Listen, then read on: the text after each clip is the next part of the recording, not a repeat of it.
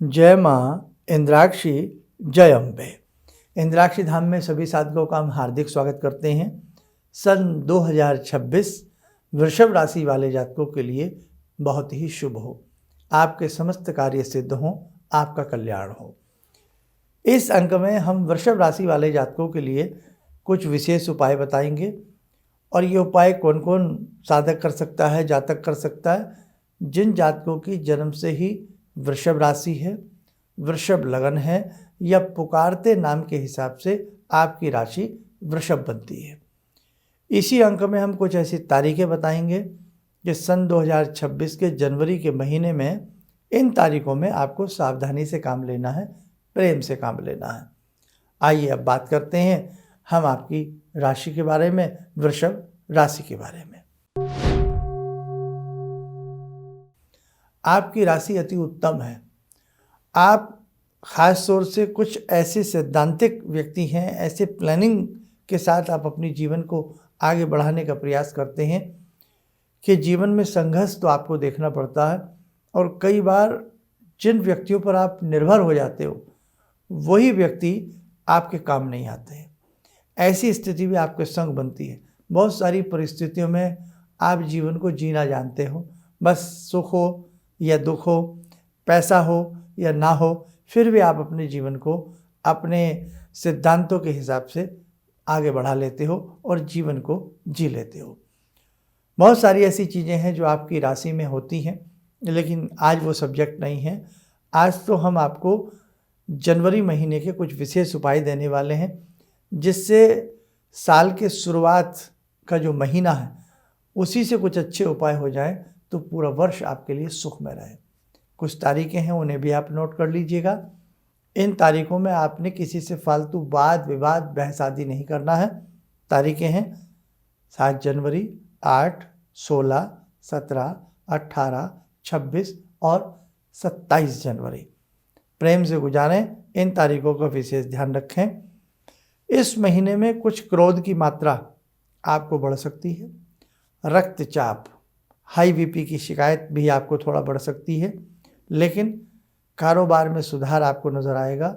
धन संपत्ति में आपको कहीं ना कहीं सुख मिलने का चांस बनता है। जीवन में कारोबार को लेकर के कुछ बड़े बदलाव, बड़े फैसले भी आपके संग हो सकते हैं।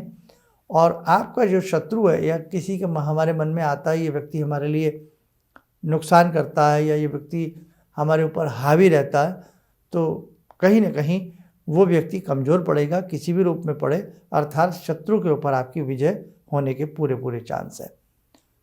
मास अंत में कुछ गुप्त चिंताएं आपको परेशान कर सकती हैं। नेत्रों का कष्ट आपको परेशान कर सकता है। कल क्या हो, घबराने की आवश्यकता नहीं है। यदि हम कुछ अच्छे उपाय कर लें तो हमें पता है 100% जीवन हमारा अच्छा हो सकता है। तो आइए अब हम कुछ उपाय बताते हैं। अब देखो, आपकी वृषभ राशि है। वृषभ राशि के स्वामी होते हैं शुक्र, और यदि हम शुक्र से संबंधित जनवरी के महीने में कुछ विशेष उपाय करेंगे तो लाभ मिलेगा। नंबर 1, शुक्र का स्थान खुशबू में भी है। शुक्र का स्थान कांच, गिलास, लाइटिंग में भी है। तो ध्यान रखें, नए वर्ष में जनवरी में आपके घर में कोई भी टूटा हुआ कांच, गिलास नहीं होना चाहिए, उसको निकाल दें, ये भी एक उपाय है। आपके घर में फ्यूज़ बल्ब नहीं होने चाहिए। ट्यूबलाइट्स आपके घर में ख़राब नहीं होनी चाहिए, ख़ास तौर से किसी के भी नहीं, लेकिन जिन जातकों की वृषभ राशि है, क्योंकि आपके स्वामी शुक्र हैं, लाइटिंग में, रोशनी में शुक्र का वास होता है। 2 बातें तो ये ध्यान रखिएगा आप जनवरी के महीने में। और उसी के साथ साथ यदि स्फटिक की अच्छी माला हो, गौरी शंकर रुद्राक्ष आपके पास हो, तो उसे आप धारण करें। आपके घर में श्री यंत्र हो तो शुक्रवार के दिन श्वेत रंग का चंदन श्री यंत्र को लगावें।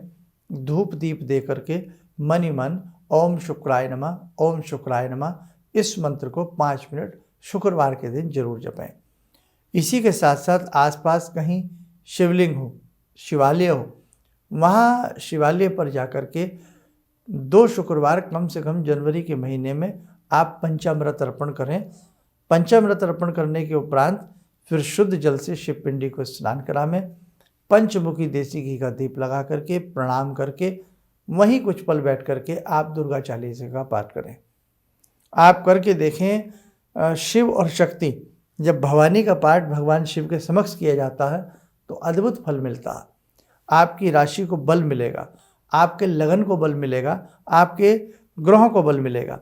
और इसी के साथ साथ आसपास कहीं गौ माता हो तो उनको रोटी में थोड़ी मिश्री डाल करके, जैसे 1-2 रोटी ले ली, बीच में थोड़ी सी मिश्री ले लें या कटिंग मिश्री ले लें या थोड़ा सा गुड़ ले लें, यानी कि मीठा लेना है, वो डाल करके कम से कम 5 गौ माता को आपने नए वर्ष में शुक्रवार के दिन 2 या 3 शुक्रवार 5 यानी कि डबल करके 2-2 रोटी आपने 5 गौ माता को जरूर खिलानी है। चाहे 4 के 4 शुक्रवार कर सकते हो या 2 शुक्रवार कर सकते हो। ऐसा करने से आपकी राशि के ऊपर बहुत बड़ा प्रभाव आएगा और ये वर्ष के शुरुआत में ही यदि कुछ आप अच्छा उपाय कर लेते हैं तो पूरा वर्ष आपका आनंदित रूप से जाएगा। खुशबू में शुक्र का वास होता है तो आपको शुक्रवार के दिन कोई अच्छा इत्र भी थोड़ा सा प्रयोग में जरूर लाना चाहिए। तो नए वर्ष में एक नई खुशबू के साथ आप अपने जीवन को आगे बढ़ाएं। आप शुक्रवार के दिन कोई ना कोई अच्छा सेंट, अच्छी खुशबू वाला इत्र अपने प्रयोग में जरूर लाएं।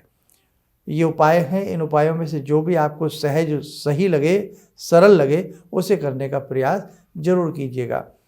और इसी के साथ साथ हम प्रयास रखेंगे फ़ेब महीने के भी कुछ आपको उपाय जरूर बताएंगे, उन्हें भी आप करने का प्रयास रखें। सन 2025 किस प्रकार से सबका बीता है सबको मालूम है और बहुत ही जल्दी ये वर्ष बीता। तो सन 2026 खुशियों भरा हो, कुछ नई योजनाएं हमारी उसमें सफल हों, हमारी कामनाएं पूर्ण हों, ऐसा हम श्री जगदम्बा से आप सबके लिए प्रार्थना करते हैं। और इसी के साथ साथ एक संदेश और दे दें, मार्च एंड में यानी कि अप्रैल के फर्स्ट वीक में एक विशेष प्रकार का कष्ट निवारण के लिए कार्यक्रम संस्थान की तरफ से हो रहा है। यदि कोई भी साधक उसमें आना चाहता है तो उसमें आकर भी आप आएँ और उसमें आकर भी अपने निमित्त, अपने परिवार के निमित्त प्रार्थना करें, उससे भी आपको अति उत्तम लाभ की प्राप्ति होगी। आप स्वस्थ रहें, सुखी रहें। इन्हीं शुभकामनाओं के साथ हम अपनी वाणी को विराम देते हैं। जय जय अम्बे। किसी भी समस्या के समाधान के लिए मिले प्रसिद्ध हस्तरेखा एवं वास्तु विशेषज्ञ प्रोफेसर धर्मेंद्र शर्मा जी से। नोट: शिविर में भाग लेने हेतु एवं व्यक्तिगत रूप से मिलने के लिए कॉल करने का समय सुबह 10 बजे से शाम 6 बजे तक। हमारे विभिन्न ज्ञानवर्धक कार्यक्रम देखने के लिए आप हमें अभी सब्सक्राइब करें, बेल आइकन को प्रेस करें ताकि आप देख सकें हमारा कार्यक्रम सबसे पहले। और अधिक जानकारी के लिए फेसबुक पेज को लाइक करना न भूलें।